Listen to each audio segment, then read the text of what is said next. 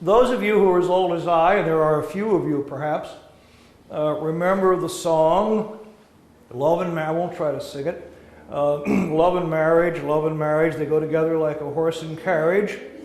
Dad was taught by mother, you can't have one without the other.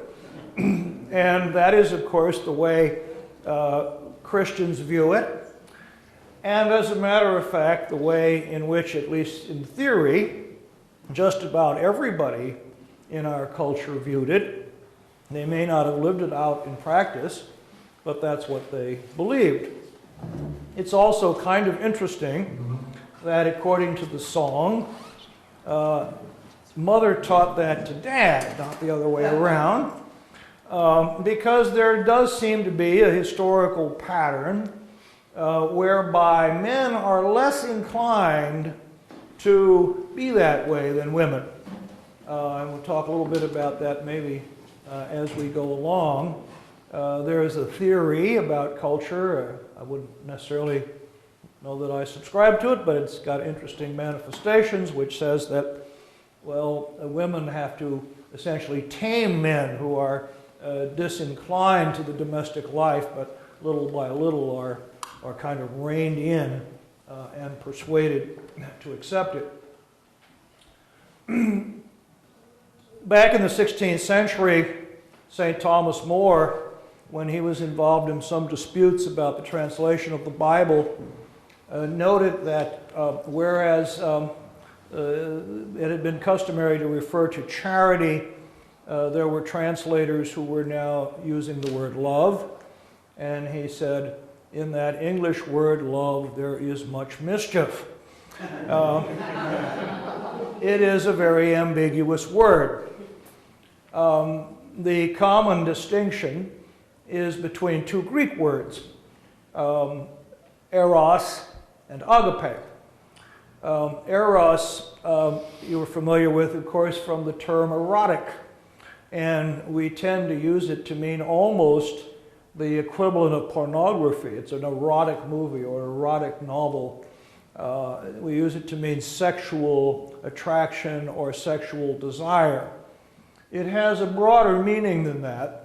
It means loving something in the sense of really wanting to possess it, have it as your own, enjoy it. So it's not necessarily sex, it could be any number of things. Agape, on the other hand, which is the word that is used by St. Paul and elsewhere in the New Testament, is disinterested love. It is love for the other, for the other's sake. It is what Jesus refers to when he says, greater love than this no man has, that he lays down his life for his friend. So from the beginning, when the Christian church talked about love, it meant agape. And then the historical question that arises over time is, where, if any place, does eros fit into all of this? If we were all saints, we would marry one another out of this disinterested love, this unselfish love. However, most of us marry because the other person pleases us, we are attracted to them, we would like to be with them, it brings us great pleasure, etc., etc. Is this bad? Well, classical Christianity defines marriage as existing for the purpose of the procreation of children. There's some discussion among theologians in earlier centuries. I believe Dr. Glenn Olson has been here, and he will have addressed that subject. It was a matter of some discussion among Christian theologians over the centuries whether there is a legitimate role for eros, and if so, what it is. It was generally accepted as being a legitimate part of the marriage relationship, but on the other hand, that Eros should not be allowed to dominate agape, and in particular, this was kept in sight by reminding people repeatedly that the purpose of marriage is the procreation of children. Now, the difference between Eros and agape would be most dramatically illustrated, of course, in the case of a spouse who became seriously ill, who became a burden, who lost all physical attractiveness, maybe even personal attractiveness, but genuine love, genuine agape, would lead to continuing loyalty, continuing concern, continuing care that one would give to one's spouse. The title of my talk and the title of the chapter in my book, my chapter in the book, The Emergence of the Modern Family. The history of the family is a discipline that is only picked up in about the last 50 years or so, 40, 50 years. Everything has a history, but there are many things whose history we don't know much about. And marital relations is one of those things, because how do you go back into earlier centuries and assess the intimate relationship between husband and wife? Very difficult to do. You do have some accounts of it, some indications of it, but in those instances, how typical were they? Or were they unusual? So the history of the family, to some extent, then has to deal with what you might call the formalities of it. That is, how was the family defined? What constituted marriage? What did people say about the institution of marriage? And so forth. I believe that Dr. Robert Young has also been here in the series and has talked about the 16th century, which was clearly a kind of a watershed in the history of marriage because of the Protestant Reformation. And as you know, the Protestant reformers essentially rejected the idea of celibacy, did not rule it out completely, but thought of it as a rare, unusual thing that most of the time was not wise, and held up, therefore, marriage as the state of life towards which people should aspire, and especially, of course, the clergy. Now, there is an old Catholic notion that Martin Luther abandoned his monastic vows in order to marry a nun. Not quite true. He didn't meet the nun until sometime after he had abandoned his monastic vows, and married, in fact, with some reluctance, because there were people saying to him, look, you have persuaded all these monks and nuns to give up their vows, so the convents have emptied out. What are we going to do with all these women? And they said, you have got to marry one of them. So he agreed to do so. And actually then it turned out to be apparently a pretty affectionate marriage. Now Calvin, on the other hand, married a woman who was a widow. We know very little about her. Calvin was a layman, he was not a priest. It says something about his marriage that when she died, he said something to the effect of, she was a good woman, she never interfered with my work. So that does not appear to be a deeply romantic relationship. Now, proposing marriage as the alternative to celibacy would seem to be, therefore, an exaltation of marriage. And the Catholic Church, because of the value it places on celibacy, has sometimes been accused of downgrading the importance of marriage. But there is a very simple thing here, which of course I'm sure you're all familiar with, and that is that celibacy is like fasting and any number of other things, that you give up something not because it is evil, but because it is good, and that it is meritorious in the sight of God to make a sacrifice of something which is good. I remember hearing one time of a priest who supposedly did, in fact, this is supposed to really have happened, encouraged his parishioners to give up their sins for Lent,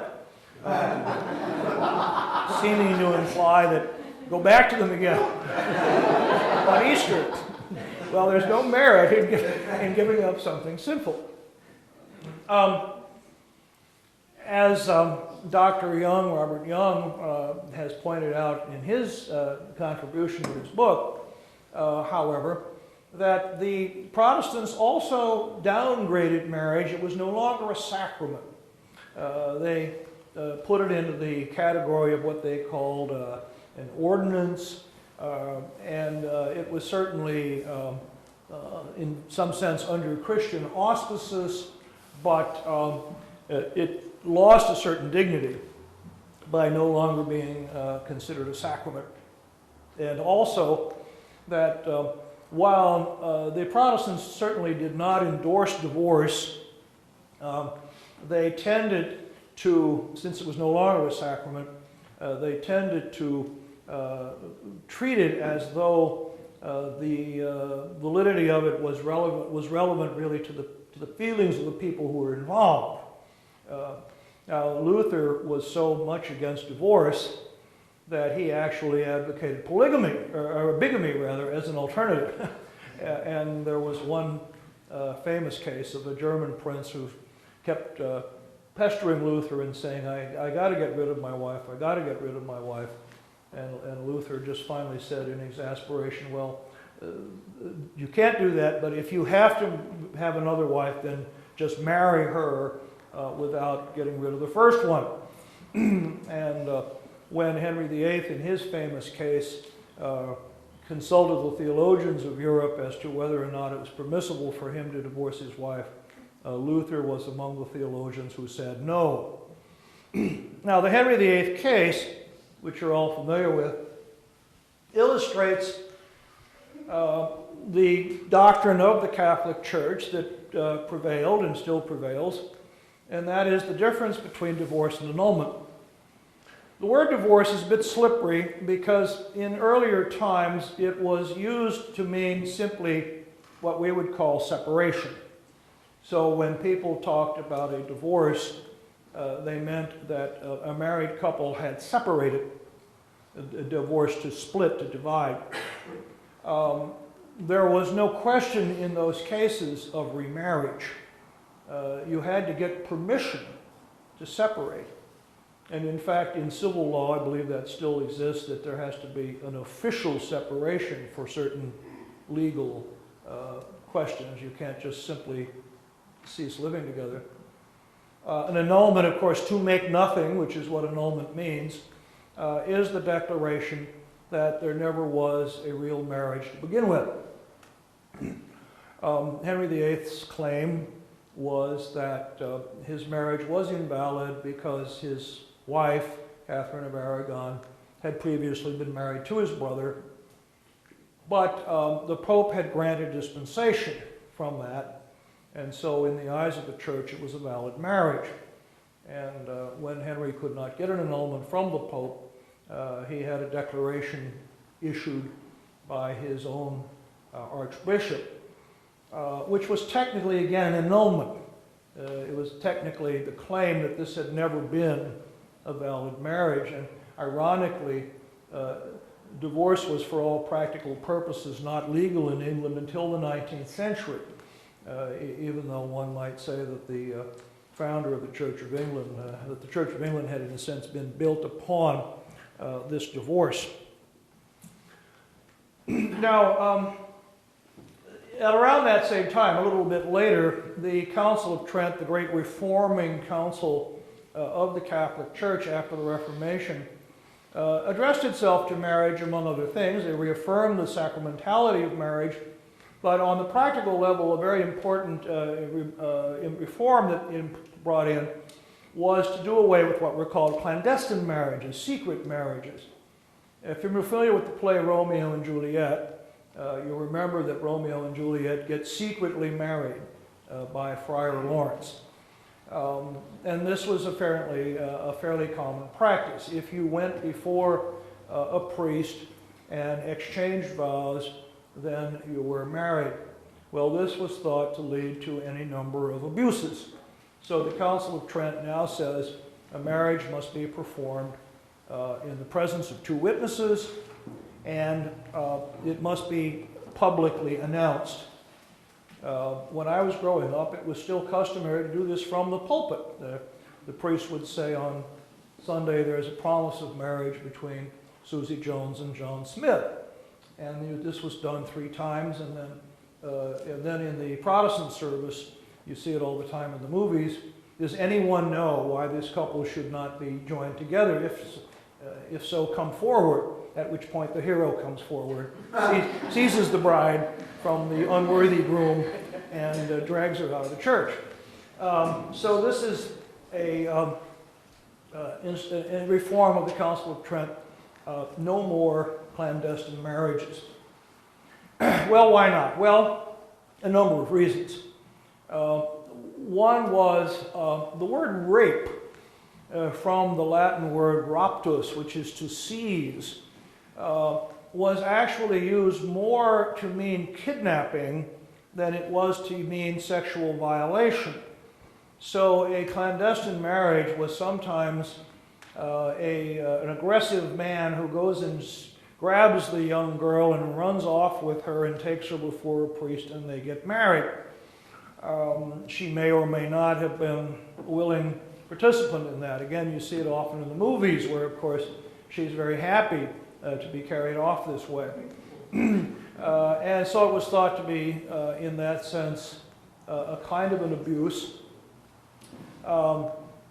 It was also related to a subject that cannot be divorced, no pun intended, from the subject of marriage even today, although it's diminished greatly, and that is the relationship between marriage and property.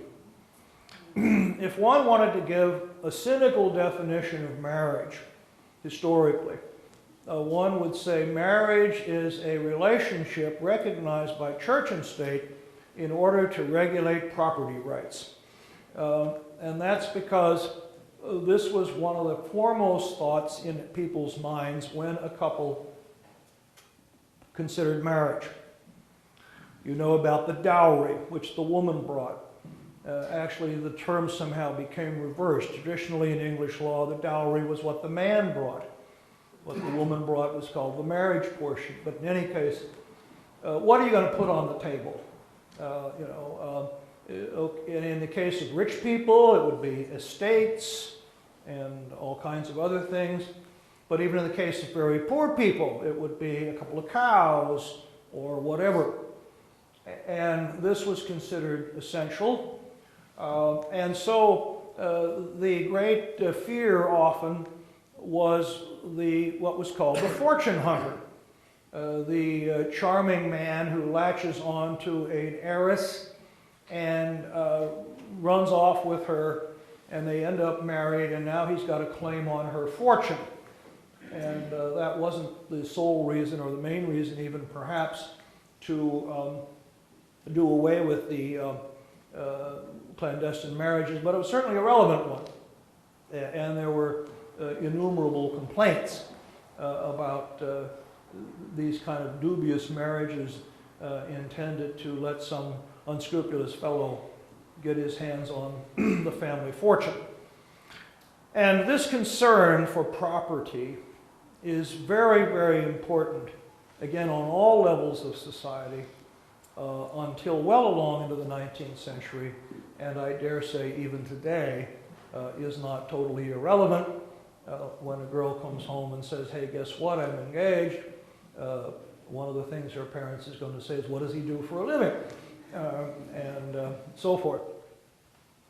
In the 17th century, the famous English poet John Milton, who had a very unhappy marriage, out and out advocated divorce. He seems to have been the first person pretty much in Western history who did so. He actually argued it on sort of high grounds. That is, he argued that the relationship between man and woman should be a loving one. One might say in both the senses of the word, agape and eros, and that where love was absent or love had disappeared, then it was only right that the marriage should be dissolved. Well, he did not win the day, but he sort of distant early warning here of what is to come. The concern for property in marriage goes hand in hand with the phenomenon that we all know about called the arranged marriage.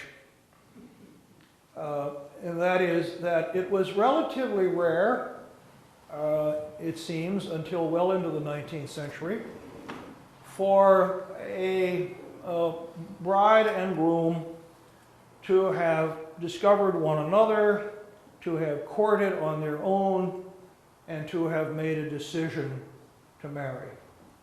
Again, if you go back even not that many years in the movies, let's say to the 30s maybe, that the old custom at least is being observed, sir, I would like to ask for the hand of your daughter in marriage.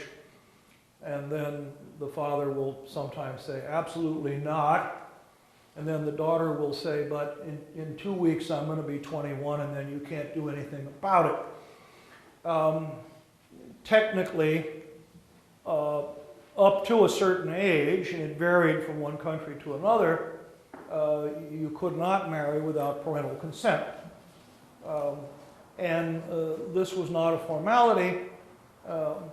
First of all, courting customs were extremely tight. The idea of calling a girl, going out on a date, being alone in a car, one thing and another, was totally foreign to their way of thinking. You would meet at church, at some kind of a village festival, possibly in a shop, etc. But then if you were going to be walking out together, which was a phrase sometimes used, there should be a chaperone, and very much concern that you not be alone where something improper might occur. So one could say, well, how well did they know one another when they got married? And especially because sometimes marriages were arranged, especially in the case of royalty, they never met one another. Of Henry VIII's 6 wives, one, Anne of Cleves, he did not meet until basically the eve of the wedding. And she was a princess from the Netherlands. And the great painter Hans Holbein had been sent to do her portrait and bring it back and show it to Henry, and Henry said, okay. And then when he arrived, he said, the Flanders mare, she looked like a horse, he said. The marriage was not a success, quickly got divorced. She was pensioned off. But royal marriages might indeed be between people who had never met one another before. There's been a movie made, I haven't seen it recently, about Marie Antoinette, who goes to France in not too many years before the French Revolution to marry the king or the heir apparent, and knows nothing about him, knows nothing about France, finds the whole experience very unnerving, and so forth. Well, in situations like this, even if you had met, and even if you might have had some certain amount of sustained contact with one another, it might happen that eros is lacking. Eros might be there in the sense of just sheer sexual attractiveness, but would there be romantic love? Would there be making the heart go pitter-patter, yearning, if I'm not yearning for the beloved when she's not around, or is it a pretty pragmatic relationship? Very often the latter. A little divergence about the word romantic. It simply is the word for Rome, the city of Rome.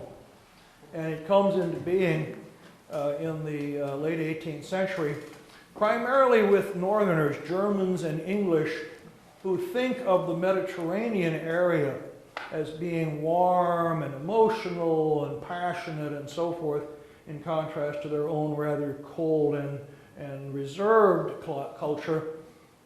And so anything that is exuberant and emotional comes to be called romantic.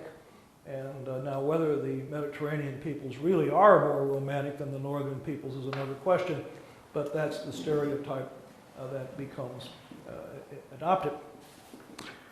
If you go back into Western history again, and Dr. Olson may have addressed this, there is the phenomenon of what is called courtly love.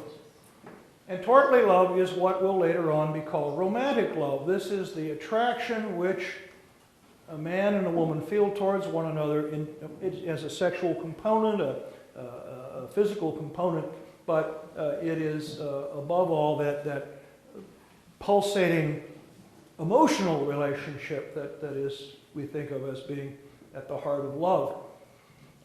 And they treated it as entirely separate from marriage to a great extent. So there's a whole tradition of what's called courtly love poetry, which is always about romantic love between a man and a woman, in which the woman is already married and hence is unattainable.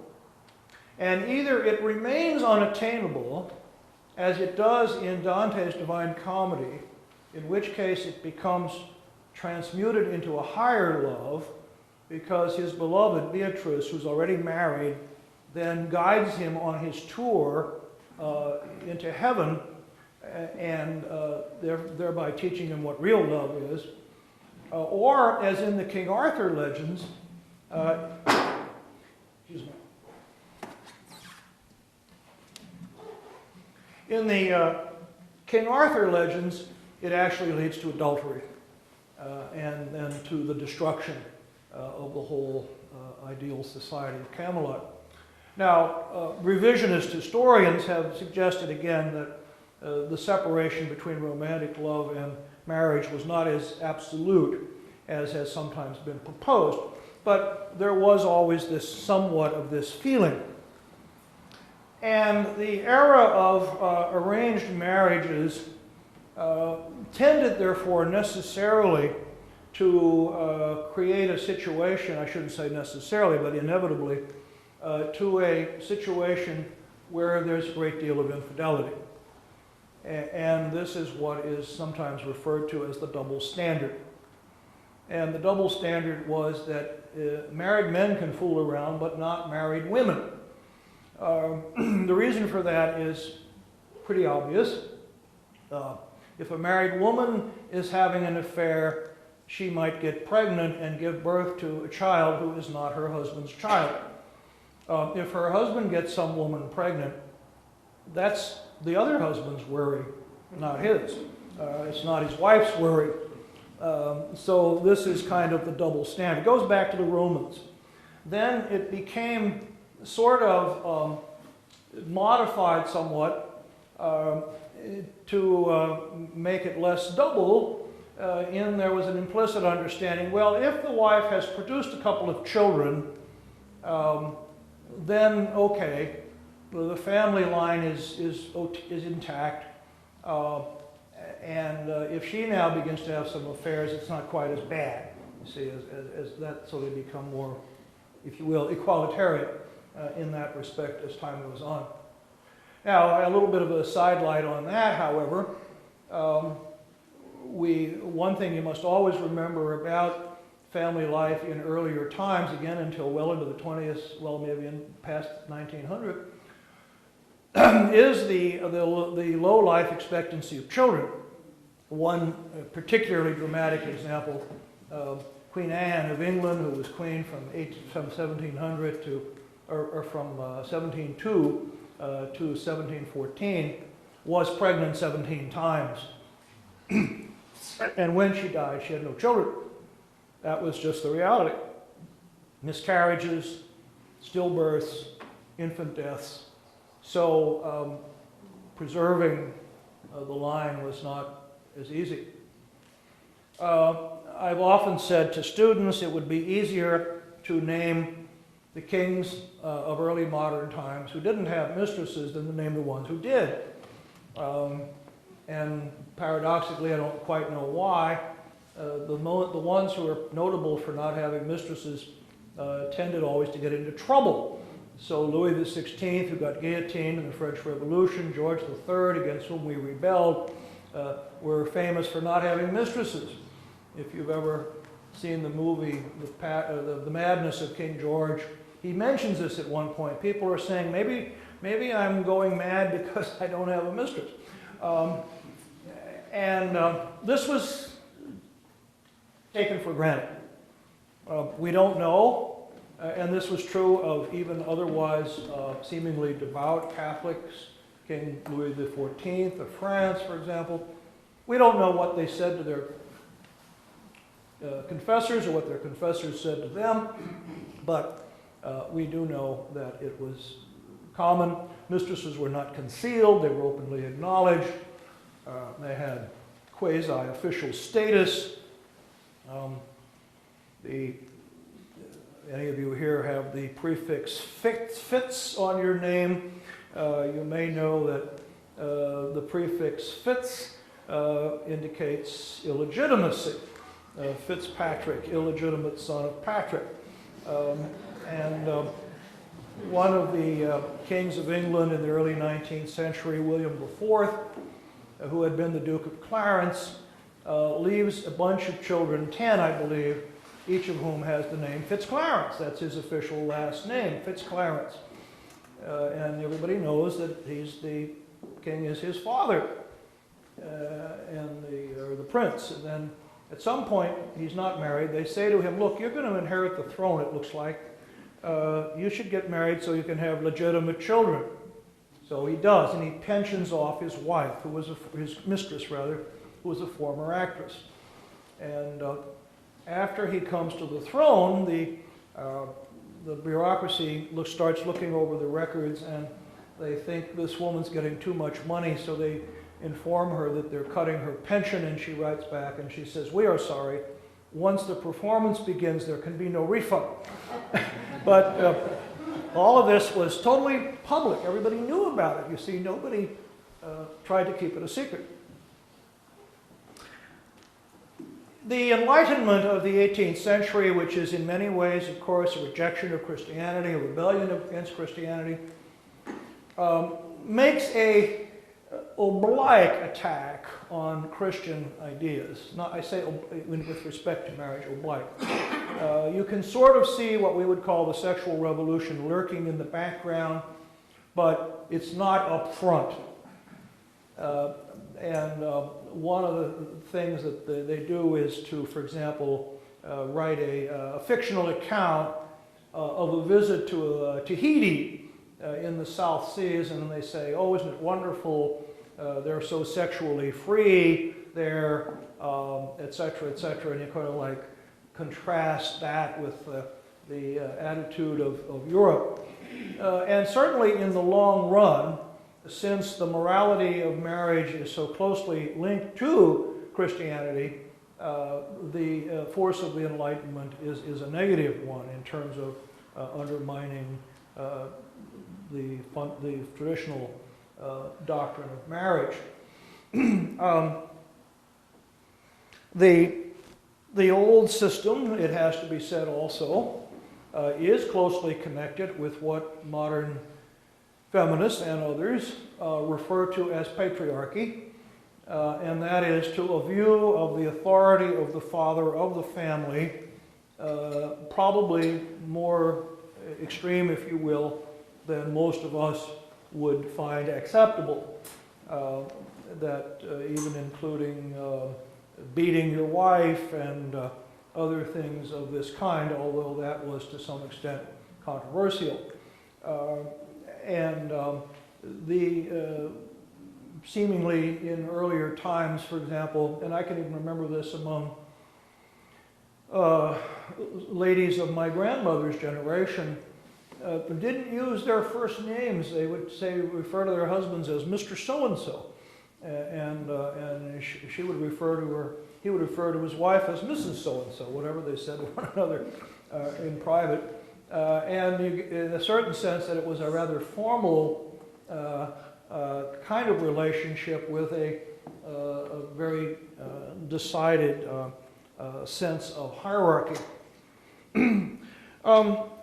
These things are very, very difficult to discover again because it's so difficult to get inside people's heads and to discover what they felt and thought. But there does seem to be some indication that gradually through the course of the 18th into the 19th century, they're beginning to develop what we have come to call companionate marriage, which would be perhaps roughly the equivalent of romantic marriage. That is to say, you have to choose your spouse.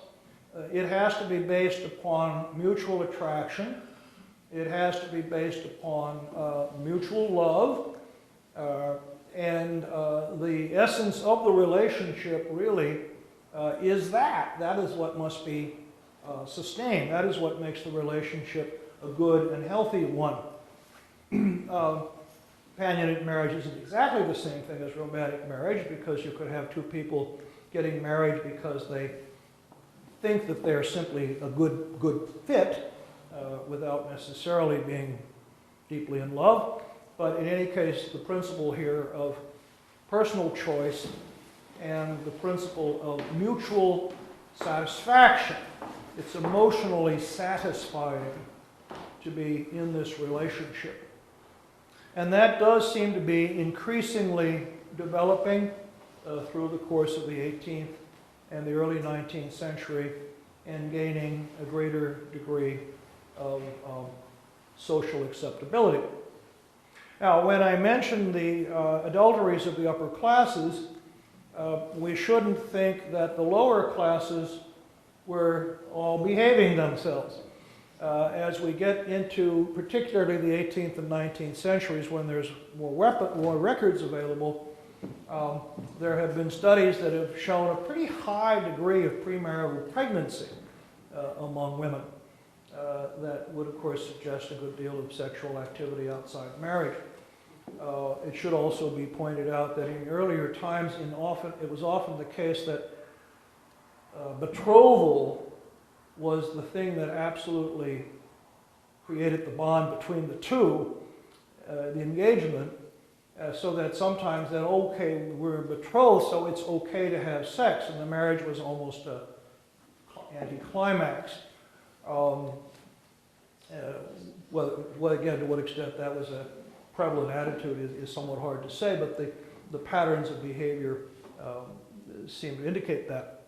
Now, the Counter-Reformation, which I mentioned earlier with regard to clandestine marriage, also aimed at evangelizing people, evangelizing the Catholic people, making them better Catholics. And one of the things that the clergy of the Counter-Reformation ran into over and over again was that at the popular level, sexual morality was fairly loose. They would complain that people's approach to religion was pretty much in terms of the power of the sacraments, the influence of certain saints and one thing and another. It didn't seem to influence their personal behavior, and that it was one of the goals of the Counter-Reformation to get people to live better lives personally. And again, apparently with some degree of success, based upon statistics that show a declining rate of illegitimate birth or a declining rate of pregnancy at the time of marriage. But one should not make the mistake of thinking that because we live in a rather sexually chaotic time, that the further back you go in history, the more idyllic things were. Sex is a fundamentally pretty disorderly phenomenon, I would say, and the reason why the church has such strong positions on it, I think, is exactly that. And it certainly has been one of the most common ways throughout history in which people have found it possible to sin. Well, in many ways, of course, the new notion of companionate marriage would seem to be an advance in civilization. It's certainly better that husbands and wives love one another and find fulfillment in one another that they don't. And theoretically, it should eliminate the need for infidelity. Not that it does necessarily, but theoretically it should. And we tend to think that if there's a married person who starts to stray, well, okay, something must be going wrong with that marriage. Anyway. But another perhaps unforeseen event, consequence of the growth of this notion of marriage is to increase or to revive perhaps agitation for divorce on the grounds that was already in a way anticipated by some of the Protestants of the 16th century, that if you want to say the bloom goes off the marriage, then they shouldn't stay married.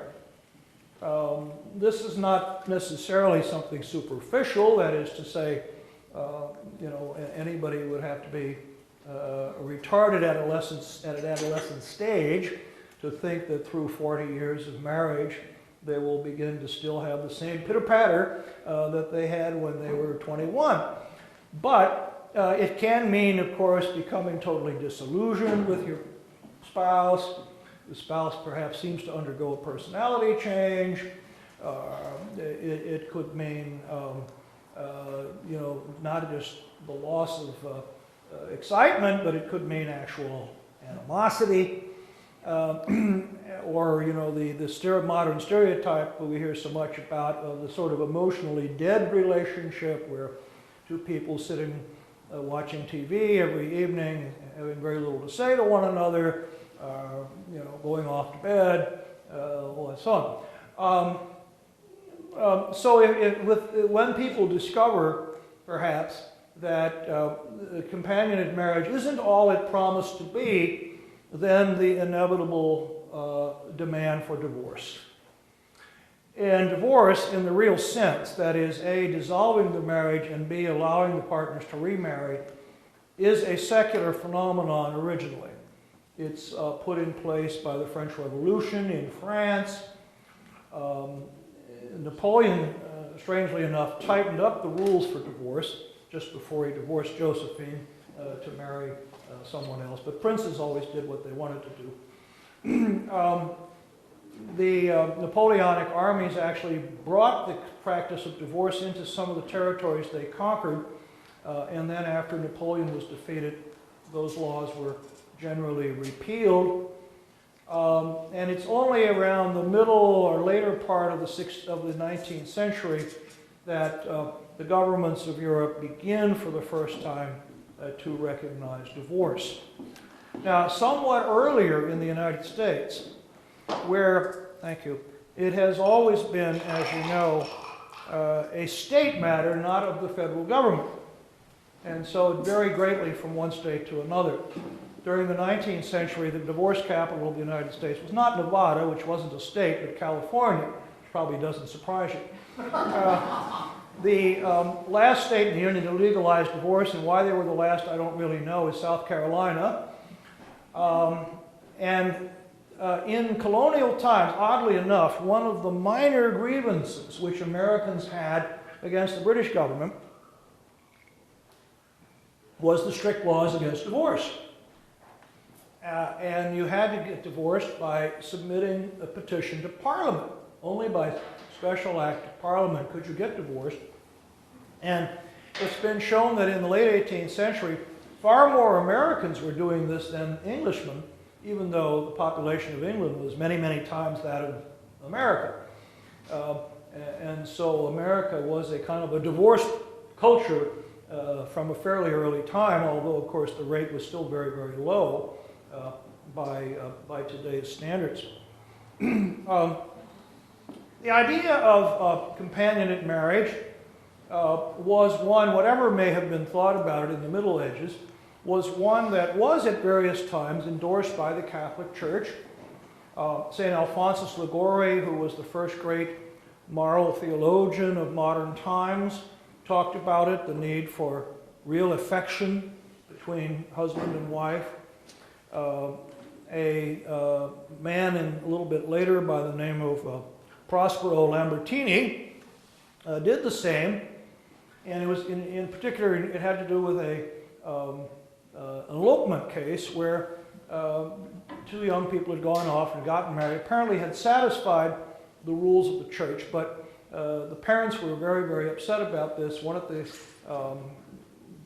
young man to be arrested, and Lambertini, who was the cardinal, defended this and said that the affection they had for each other would be the source of blessing in the marriage. Well, this opinion is significant because Prospero Lambertini soon becomes Pope Benedict XIV. So church people, and then in the later 19th century, Pope Leo XIII, in this as in a number of ways, was attempting to figure out how the church could relate to the modern world, actually wrote an encyclical on marriage in which he then also said that the ideal relationship was one based upon personal affection and a mutual respect and so forth. And of course the Catholic position here is that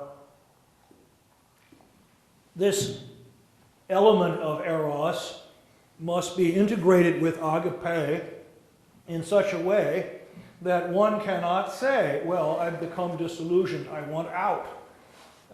This remains primarily a relationship of agape in which I have made a commitment. I love my spouse for his sake or her own sake, not primarily for my own sake, and therefore I will remain permanently faithful. We hear the word Victorian thrown around a lot, and almost always in a negative way. They were uptight, they were rigid, they were prudish. In some respects that was true. One might think that, again, well, why single out the Victorians? Because the further back you go in history, people must have always been that way. Not true. The Victorian period, in one sense, is a kind of an unusual hiatus.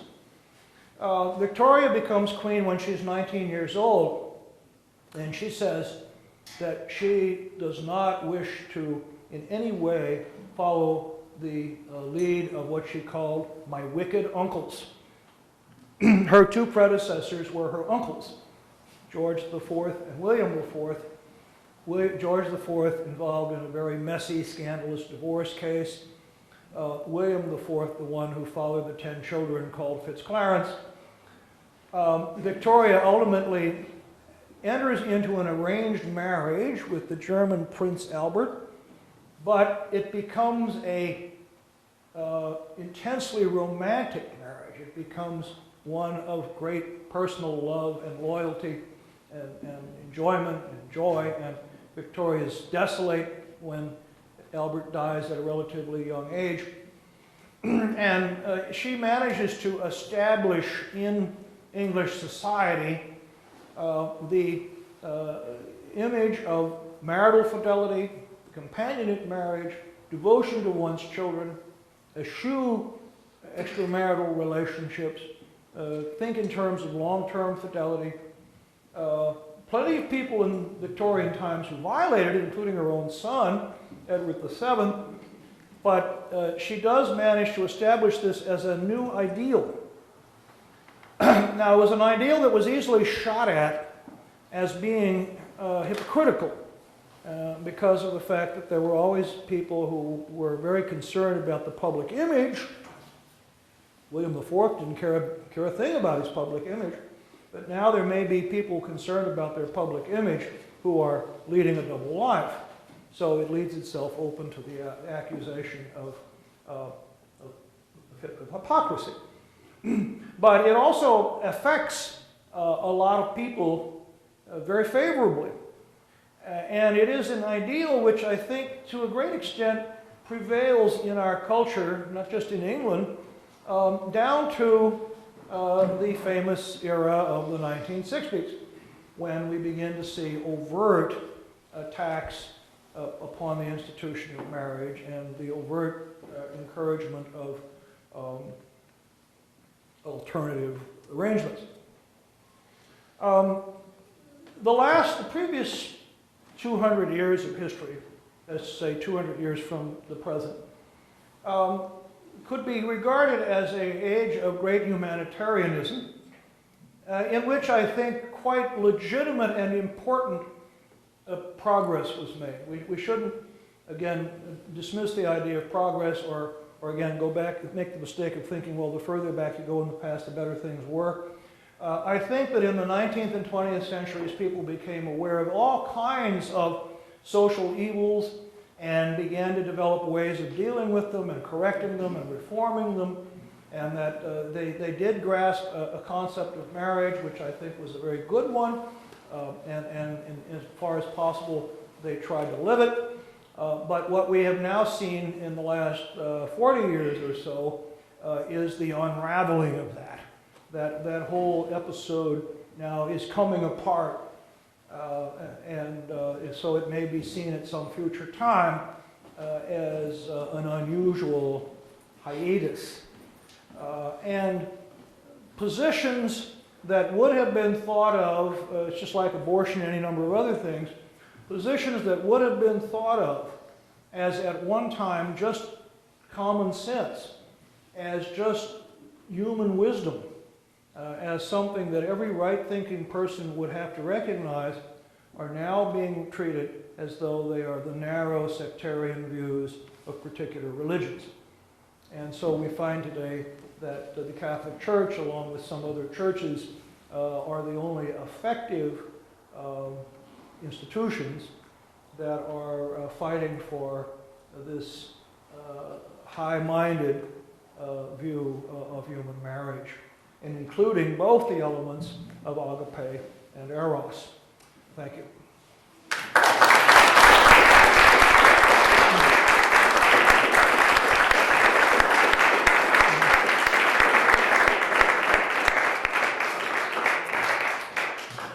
Thank you. And it was a marvelous overview, went back further than the 19th century. But Dr. Hitchcock is here and available to answer any question you might have on anything except nuclear physics.